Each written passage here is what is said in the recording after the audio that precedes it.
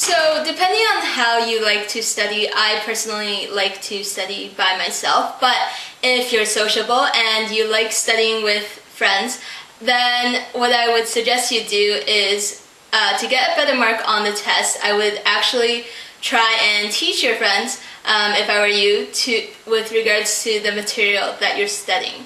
So there's a couple reasons for that. One is that you have to really know the material first to be able to teach it to somebody. So you'll be able to learn the material first time, study it for yourself. The second is that when you're teaching somebody and you're explaining it to them, they might raise questions about the concept that you don't know about, and it might be on the test. So this helps you to remember something else that you might have forgot to study and that your friend just reminded you, oh, okay, that could be on the test, so maybe you should go study that.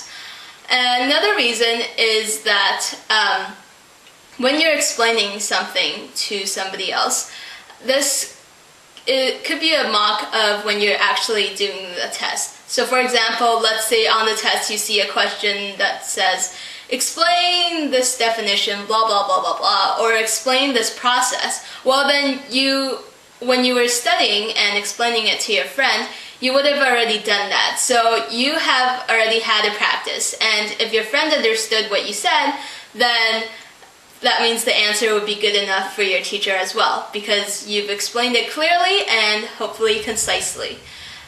So those are the main reasons. First, you would be able to learn the material. Second, you might find other information that you forgot to study about that your friend reminded you of.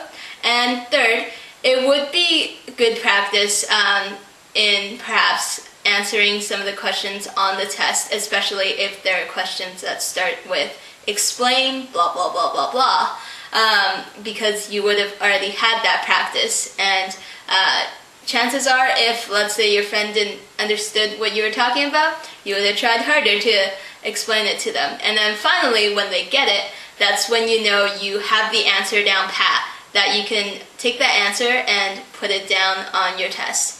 Alright, so that's another study tip for if you're sociable and love studying with people.